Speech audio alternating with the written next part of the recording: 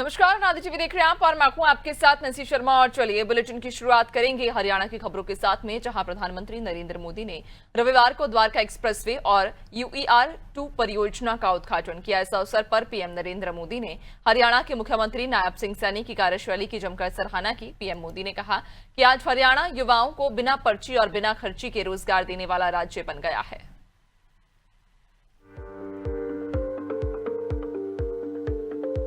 इस मौके पर पीएम मोदी ने विपक्ष पर निशाना साधते हुए कहा कि कुछ समय पहले दिल्ली और हरियाणा के लोगों को आमने सामने खड़ा करने की साजिश रची गई थी और यहां तक कि हरियाणा पर दिल्ली के पानी में जहर मिलाने का आरोप लगाया।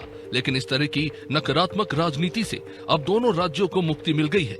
पीएम मोदी ने कहा कि हरियाणा में बीजेपी सरकार के आने के बाद से पारदर्शिता और विकास की नई शुरुआत हुई है। कुछ महीने पहले किस तरह दिल्ली और हरियाणा के लोगों को एक दूसरे के खिलाफ खड़ा करने की, दुश्मनी बनाने की साजिश रची गई। ये तक कह दिया गया कि हरियाणा के लोग दिल्ली के पानी में जहर मिला रहे हैं। इस तरह की नकारात्मक राजनीति से दिल्ली और पूरे एनसीआर को मुक्ति मिली है। अब हम एनसीआर के कायाकल्प का संकल्प लेकर चल रहे हैं और मुझे विश्वास है ये हम करके दिखाएंगे। साथियों, गुड गवर्नेंस भाजपा सरकारों की पहचान है। हरियाणा में एक समय कांग्रेस सरकारों का था जब बिना खर्ची पर्ची के एक नियुक्ति तक मिलना मुश्किल था।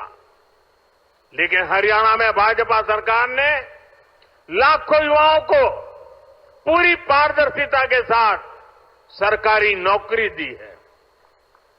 नायब सिंह सैनी जी के नेतृत्व में ये सिलसिला लगातार चल रहा है।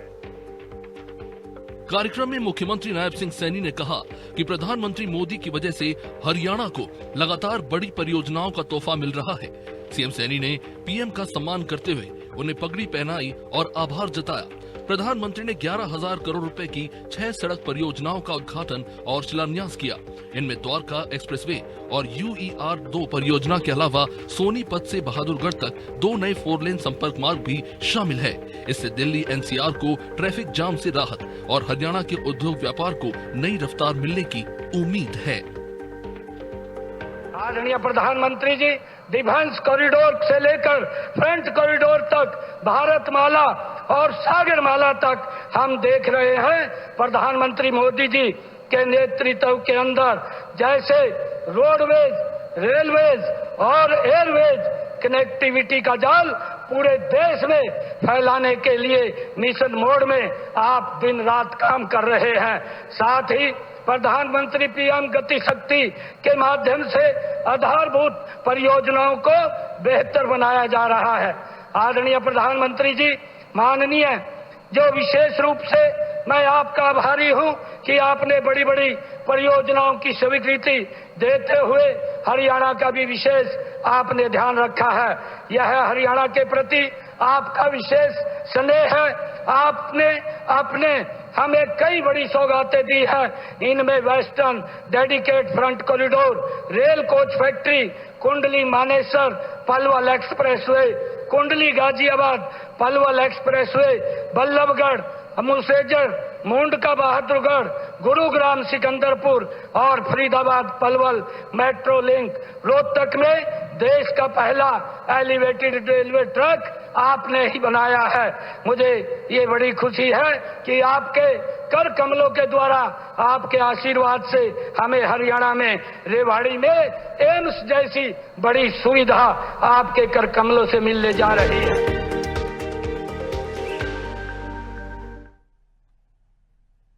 और सीएम नायब सिंह सैनी ने जींद जिले के नरवाना में आयोजित विकास रैली में करीब 206 करोड़ 25 लाख रुपए की योजनाओं की घोषणा और उद्घाटन किया। इसमें नरवाना के सिविल अस्पताल को 50 बेड से बढ़ाकर 100 बेड करने और हरियाणा शहरी विकास प्राधिकरण का एक नया सेक्टर और नई सब्जी मंडी बनाने की घोषणा प्रमुख है।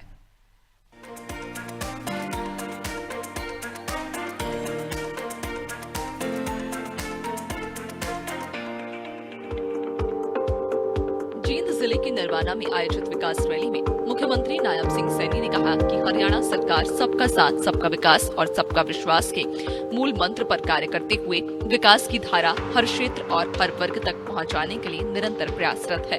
मुख्यमंत्री ने घोषणा करते हुए कहा कि नरवाना शहर की पेयजल व्यवस्था को 45 करोड़ रुपए की लागत से नहरी पानी से जोड़ा जाएगा। इसके साथ ही शहर के सीवरेज सिस्टम को 75 करोड़ 87 लाख रुपए की लागत से सुदृढ़ किया जाएगा, जिससे लोगों को लंबे समय से चली आ रही समस्याओं से राहत मिलेगी। सीएम सैनी ने कहा कि नरवाना शहर के स्टार्म वाटर ड्रेनेज सिस्टम को भी 31 करोड़ 65 लाख रुपए की लागत से शीघ्र पूरा किया जाएगा। मुख्यमंत्री ने कहा कि नरवाना विधानसभा क्षेत्र की 18.54 किलोमीटर लंबाई की 5 सड़कों की 6 करोड़ 96 लाख रुपए की लागत से विशेष मरम्मत करवाई जाएगी। इसके अलावा विधानसभा क्षेत्र की 180.14 किलोमीटर लंबाई की 37 सड़कों जो डिफेक्टिव लायबिलिटी पीरियड में हैं, उनको भी संबंधित एजेंसियों से जल्द दुरुस्त करवाया जाएगा। और आपने नरवाना शहर में स्ट्रॉन्ग वाटर ड्रेनेज सिस्टम के कार्य को पूरा करने की बात कही है। ये भी कार्य 31 करोड़ 65 लाख रुपए की लागत से जल्दी पूरा कर लिया जाएगा। और नरवाना शहर के सीवरेज सिस्टम का सुदृढ़ीकरण की मांग आपने कही है।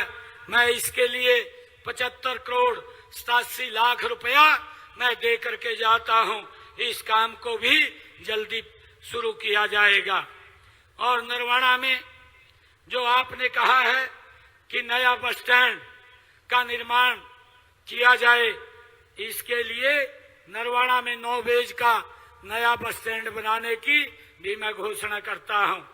और नगर पालिका के नए कार्यालय भवन की बनवाने की जो आपने मांग रखी है, उस भवन को बनवाने की भी मैं ये मांग स्वीकार करते हैं, उसको भी बनवाने का काम किया जाएगा। गांव दनौदा में पुराने राष्ट्रीय राजमार्ग नंबर 65 सड़क की विशेष मरम्मत की आपने मांग रखी है। इसके लिए 5 करोड़ रुपए की लागत से इस मरम्मत को भी किया जाएगा। आपने जो लोक निर्माण विभाग की जो पीडब्ल्यूडी की सड़कों के निर्माण की बात कही है, गांव विखेवाला से गांव फरैन, खुद कला, खुर्द कला और कलौता खुर्द सड़क तक, गांव कालवन से धमतान जुलेड़ा सड़क तक, इसके लिए 3.5 करोड़ रुपया मैं देने की घोषणा करता हूं। इस काम को भी जल्दी पूरा कर लिया जाएगा।